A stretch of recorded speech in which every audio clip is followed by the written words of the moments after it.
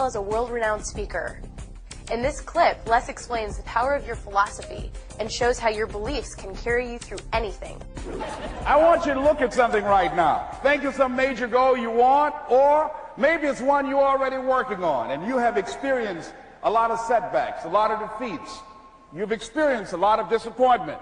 Maybe you've already given up. And maybe you just need a little fire, a little encouragement to get back in the game again. Here's what I want you to look at. There are winners, there are losers, and there are people who have not discovered how to win.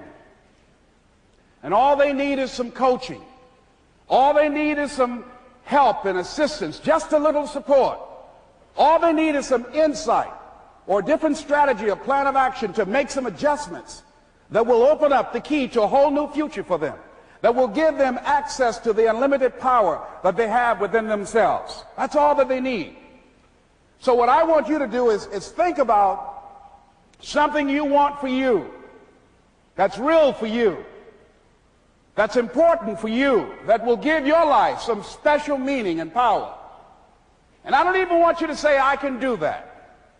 I don't want you to assume that. See, 5 years ago when I started out in this area, I would not have been able to make the mental leap that I would be up to where I am right now.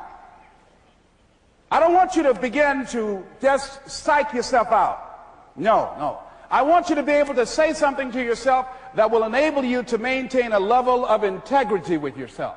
That when you say this, even when you face tremendous setbacks, it will be a benchmark to keep you in the game, to keep you moving forward and experimenting and readjusting your strategy and your plan of action, continuously looking for ways to win.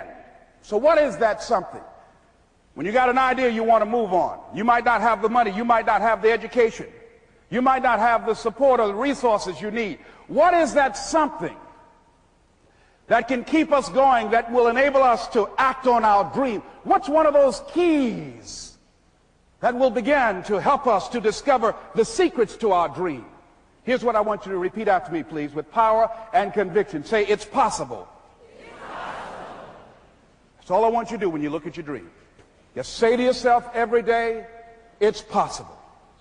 Just say that every day to yourself, it's possible. Because what does that do? See, it begins to change your belief system. See, the way in which we operate, ladies and gentlemen, it's a manifestation of what we believe, what's possible for us. Whatever you've done up to this point, all that it really is a duplication, it's a reproduction of what you believe subconsciously that you deserve and what's possible for your life. Most people operate out of their personal history, out of their memory, things they've done, things they've experienced, things they've seen, things that they have observed. What I'm suggesting that you operate out of a larger vision of yourself. I want you to see yourself doing what you want to do, experiencing what you want to experience, having what you want to have, doing what it is that gives your life some meaning and value. Operate out of your imagination, not your memory. Because whenever you look at where you want to go, I'm wanting to warn you, you will have some conversation back here after you go through the data that you've experienced in life saying you can't do it. And so what you want to begin to do is ignore that inner conversation. Well, most people, ladies and gentlemen, when something happens to them, what they do is they begin to believe that that's the way it is. That's the way it's always been. And they can't see the possibility of it being any different.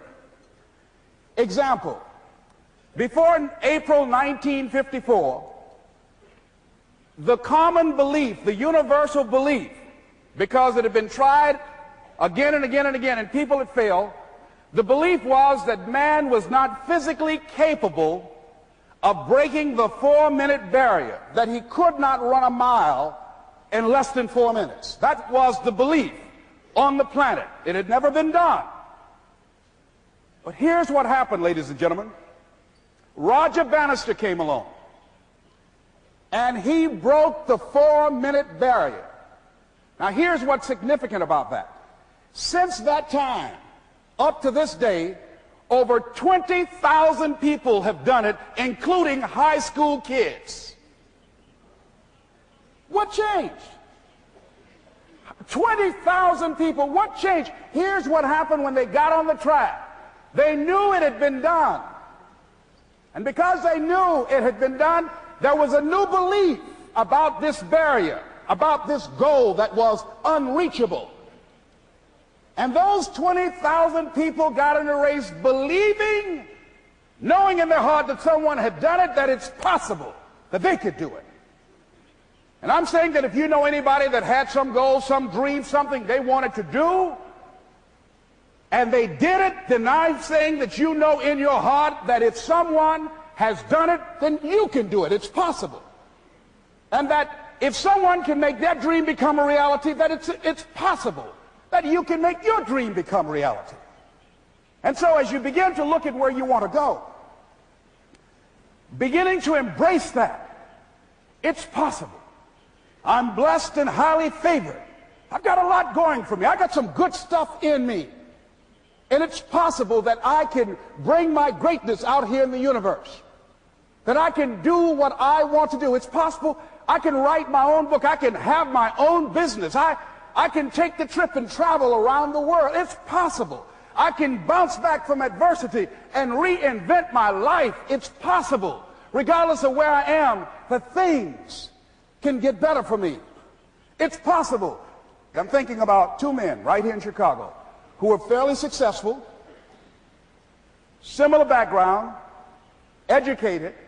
They worked for a corporation for many years, and they were among many people that were laid off. Two guys who were very good friends. One went out looking for a job for several weeks along with the other one, and they faced disappointment and rejection again and again and again. They couldn't find any work, which is the story of many people across this country. One guy stopped. He became discouraged. He stopped going. He stayed home looking at television, became very argumentative and toxic with his wife, drinking beer, getting on the phone, talking to his other negative, unemployed friends. And he just gave up. The other guy kept looking for a job everywhere he could go. Every time he could get an opportunity, kept asking people, networking, checking the newspapers every day. Kept going everywhere he could, trying to find a job. You have too much education. You're overqualified. You won't be here long enough. He kept going. He kept going.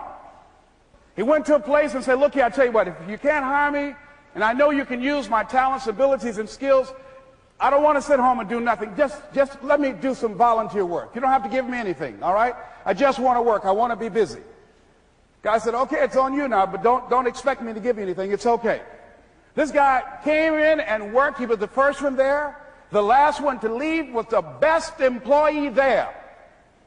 About 4 weeks later, one of the top managers quit. They were looking for a replacement. Guess who they selected? This other guy. This guy who was volunteering his time. He got the job. What was the difference between the two men? Eyesight and mindsight. Eyesight is judging on what you see, judging according to appearances. But mindsight is how you interpret what you see. One guy said, it's not possible, it's over, I'm finished. I can't do it. I can't make it. He surrendered. I've faced rejection again and again. I'm not going anymore. There are no jobs out there. But this other guy, he felt that in spite of the no's and rejections, in spite of how bad the economy is, in spite of what the newspapers are saying, that it's possible that somebody somewhere will give me a job. He just kept going, thinking it was possible. And guess what, ladies and gentlemen? That's what we have to do with our dreams. That's it for day one. Tomorrow we'll be going over a philosophy that helps ordinary people create extraordinary results. You don't want to miss it.